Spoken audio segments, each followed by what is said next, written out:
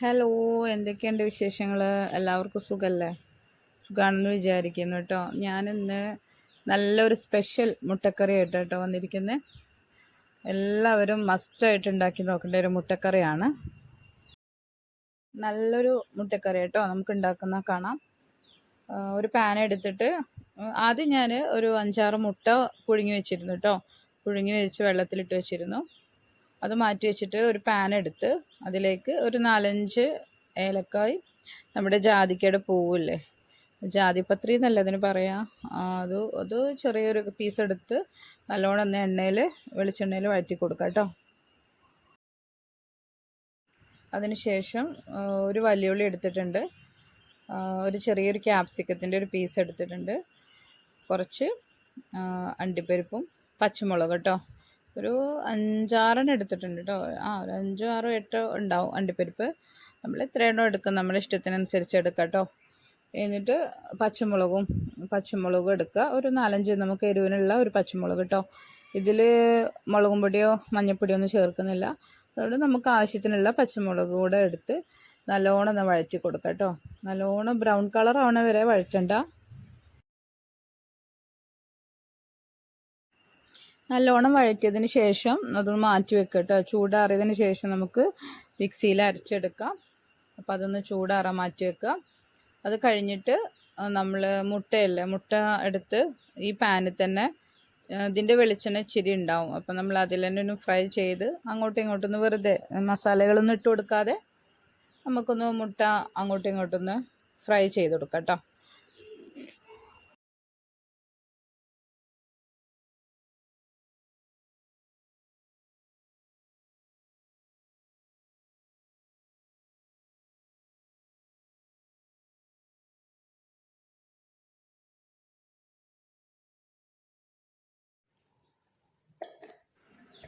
നമ്മുടെ ഈ മസാല അല്ലേ ചൂടാറിയതിന് ശേഷം നമുക്ക് മിക്സിയിൽ അരച്ചെടുക്കാം കേട്ടോ. കുറച്ച് വെള്ളം ചേർത്തിട്ട് നമുക്ക് നല്ല കുഴമ്പ് രൂപത്തിൽ നല്ല നൈസായിട്ട് അരച്ചെടുക്കാം. നന്നായിട്ട് അരച്ചെടുക്കണം കേട്ടോ. നല്ല നൈസായിട്ട് അരച്ചെടുത്ത് നമുക്കത് മാറ്റി വയ്ക്കാം. എന്നിട്ടൊരു പാൻ എടുത്ത് നമ്മൾ ഇത് അരച്ച് വെച്ചത് ഒഴിച്ചു കൊടുക്കുക. കുറച്ച് വെള്ളം കൂട്ടിയിട്ടാട്ടോ അരച്ചെടുക്കേണ്ടത്. എന്നിട്ട് നമ്മളിതൊന്ന് ഒഴിച്ചു കൊടുക്കുക. എന്നിട്ട് നമ്മളൊന്ന് ചുഴറ്റിയിട്ട് കുറച്ചും കൂടെ ലൂസാക്കി എടുക്കാം.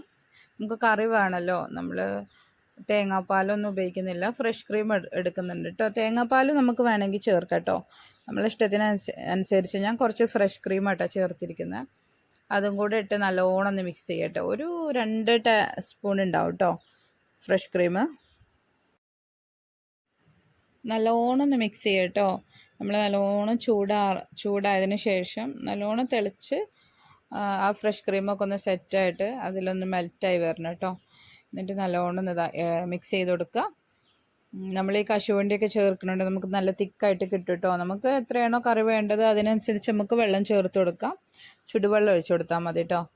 എന്നിട്ട് നമ്മൾ പൊരിച്ച് വെച്ച് ഫ്രൈ ചെയ്ത് വെച്ച മുട്ട ഇട്ട് കൊടുക്കുക. എന്നിട്ട് നല്ലോണം ഒന്ന് മിക്സ് ചെയ്യുക കേട്ടോ. എല്ലാവരും ഇതൊന്നും ഉണ്ടാക്കി നോക്കണം, മസ്റ്റായിട്ട് നിർബന്ധമായിട്ട് നിങ്ങളൊന്ന് ഉണ്ടാക്കി നോക്കട്ടോ. നല്ലൊരു അടിപൊളി ടേസ്റ്റാണ്. പിന്നെ ഏലക്കായ കൂടാതിരിക്കാൻ നോക്കണം കേട്ടോ. നമ്മൾ കുറച്ചൊക്കെ കറി വേണമെന്നുണ്ടെങ്കിൽ നമുക്ക് 2-3 ഏലക്കായ ചേർത്താൽ മതി. ഒരുപാട് വേണമെന്നുണ്ടെങ്കിൽ, കറി ഒരുപാട് വേണമെന്നുണ്ടെങ്കിൽ നമുക്കൊരു 5 ഏലക്കായൊക്കെ വേണ്ടി വരും കേട്ടോ. മറ്റതും ചെറുത് മതി കേട്ടോ, ജാതിപത്രി.